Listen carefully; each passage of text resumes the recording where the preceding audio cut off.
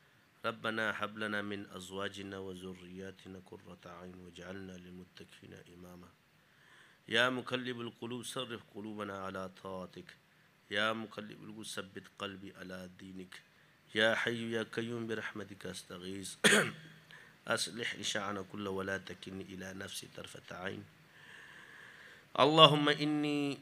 اللهم اجعل وساوس قلبي خشيتك وذكرك وجعل همتي هوايا فيما تحب وترضى اللهم إني أسألك نفسا بك مطمئنة تؤمن بلقائك وترضى بقضائك وتقنع بعطائك اللهم إني أعوذ بك من أن أشرك بك شيء وأنا أعلم وأستغفرك لما لا أعلم به تبت عنه وتبرأت من الكفر والشرك والكذب والغيبة والبدعة والنميمة والفواحش والبهتان والمعاصي كلها وأسلمت وأقول لا إله إلا الله محمد رسول الله اللهم اغفر لأمة محمد صلى الله عليه وسلم اللهم اغفر لأمة محمد صلى الله عليه وسلم اللهم اغفر لأمة محمد صلی اللہ علیہ وسلم اے اللہ ہمارے گناہوں کو معاف فرما، چھوٹے بڑے جتنے گناہ کیے معاف فرما، خلوت میں جلوت میں جتنے سب کو معاف فرما یا اللہ، جو ہمیں پتہ اس کو بھی معاف فرما، جو ناگہان اس کو بھی معاف فرما، جو ہمیں پتہ نہیں اس کو بھی معاف فرما یا اللہ ہم پر رحم فرما اے اللہ، جتنے لوگ آئے ان کا آنا قبول فرما، ہمارا بیٹھنا قبول فرما، ذکر کرنا قبول فرما یا اللہ، ان کے جتنے بھی شرعی حاجات ہیں سب کو پورا فرما یا اللہ، جن کی شادیاں نہیں اور ان کی شادیاں کرا دے نیک صالح بیویاں عورتوں کو شوہر اور لڑکوں کو بیویاں عطا فرما، جن کی اولاد نہیں ان کو نیک صالح اولاد عطا فرما، جن کے گھروں میں بیماریاں ہیں یا اللہ ان کو شفائے کاملہ عاجلہ مستمرہ عطا فرما، جو خود بیمار ہیں یا اللہ ان کو شفائے کاملہ عاجلہ مستمرہ عطا فرما یا اللہ، جو مسلمان قید اور بند میں ہیں یا اللہ ان کو رہائی نصیب فرما اے اللہ ہمارے حال پر رحم فرما یا اللہ، ہمارے ملک میں امن و امان قائم رکھ یا اللہ، ہمارے اداروں کی حفاظت فرما، خانقاہوں کی حفاظت فرما یا اللہ ہمارے علماء کی صلحاء کی یا اللہ، تبلیغی جماعت کی یا اللہ، جتنے بھی دین کے شعبے ان کی حفاظت فرما، تمام مسلمانوں کی حفاظت، ملک کے خداداد کی حفاظت فرما یا اللہ، شریعت کا بول بالا فرما یا اللہ، اس ملک میں شریعت کا بول بالا فرما، ہمارے حکمرانوں کو ہدایت عطا فرما یا اللہ، ہم میں جو غلطیاں اس میں ہمیں ہدایت نصیب فرما، ان میں جو غلطیاں ان کو ہدایت نصیب فرما یا اللہ، جتنے ادارے ہیں یا اللہ جو تیرے دین جو کام کر رہے ہیں اللہ، ان میں جو کمزوریاں ان کو ہدایت عطا فرما، ان کے نیکیوں کا اجر عطا فرما یا اللہ، ہمارے پولیس ہے، رینجرز ہے، فوج ہے، جتنے بھی ہمارے ادارے ہیں اللہ، ان سب کی حفاظت فرما، ان کے یا اللہ ان کے گھروں میں جو پرابلم ہے، جو پریشانیاں ان کو دور فرما یا اللہ، جتنے عوام الناس ہے میرے پروردگار ان کے اندر جو پریشانیاں ان کو دور فرما یا اللہ، جو ہدایت پر ان کو ہدایت نصیب فرما یا اللہ، جو ہدایت پر ہے اللہ تیری نظم ان کی درجات کو بلند فرما اے اللہ، جتنے یہاں بیمار ہیں ان کو شفائے کاملہ عاجلہ مستمرہ عطا فرما، ہمارے رزق میں ہماری اولاد میں برکت عطا فرما یا اللہ، تمام اخلاقی بیماریاں ہم سے دور فرما، بد اخلاقیاں جتنی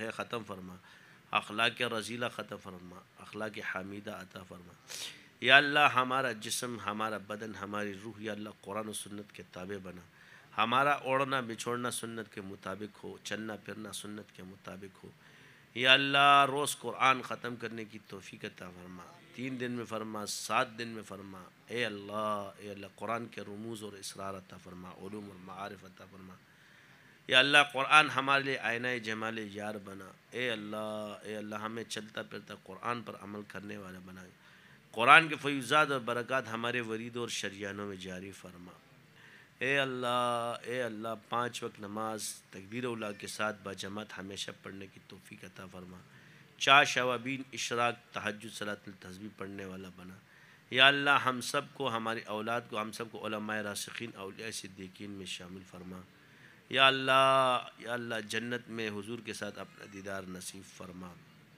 یا اللہ، ہمارے لیے مقدر فرما یا اللہ، جب بھی ہماری موت آئے کروڑوں عیدوں سے زیادہ خوشی کا دن ہو ہمارے لیے اے اللہ، جب بھی ہماری موت کا دن ہو کروڑوں عیدوں سے زیادہ خوشی کا دن ہو ہمارے لیے یا اللہ، ہماری زبان پہ جاری ہو توبہ استغفار ہو اے میرے پروردگار، ہمارے گناہ اس دل چکے ہوں اور ہم تائب ہو چکے ہوں تب یا اللہ ہماری موت آئے اور ہماری زبان پہ جاری ہو تیری رضا والا کلمہ لا الہ الا اللہ محمد الرسول اللہ، ہمارے قبر کو جنتوں کا باغیچہ بنانا، یا اللہ بلا حساب کتاب ہمارے سب کو جنت میں داخل فرمانا، حضور کے ساتھ اپنے دیدار نصیب فرمانا۔ اے اللہ ہمارے حال پر رحم فرما، یا اللہ جو ہم مانگ سکے وہ عطا فرما، جو نہ مانگ سکے جو بعد میں یاد ہے وہ بھی عطا فرما، جو ہم بھول چکے یا اللہ اس کو بھی عطا فرمانا۔ اے اللہ جتنے لوگ اس کو سن رہے ہیں دیکھ رہے ہیں ان کے سب کی شرعی حاجات دور پوری فرما، یا اللہ جو شرور ہے ان سے دور فرما، شر کو ان کے لیے خیر بنا۔ اے اللہ ہمیں مانگنا نہیں آتا، ہمیں مانگنا سکھا۔ اے اللہ ہمیں مانگنا نہیں آتا، ہمیں مانگنا سکھا دے۔ اے میرے پروردگار ہمارے حال پر رحم فرما، ہماری توبہ کو قبول فرما۔ یا اللہ ہم اس قابل نہیں، تیرے نام کی برکت ہے، تیرے نام کی فضیلت ہے، ہمارا کچھ نہیں ہے، نہ میں کچھ نہ میرا کچھ، تو سب کچھ، تیرا سب کچھ۔ یا اللہ ہم سب کو اس کا مصداق بنا، اخلاص کے ساتھ اپنے دین کا کام کرنے کی توفیق عطا فرما، فنا و عشق کے ساتھ کرنے کی توفیق عطا فرما۔ اللہم انی اسألک خیر ما سألک منہ نبیک محمد صلی اللہ علیہ وسلم ونعوذ بک من شر ما استعاذ منہ نبیک محمد صلی اللہ علیہ وسلم وانت المستعان وعلیک البلاغ ولا حول ولا قوة الا باللہ۔ اگر کسی کی بھی دل آزاری مجھ سے ہوئی ہو تو تہ دل سے ہمیں معاف کر دیں۔ آمین۔ اب کیا ہے؟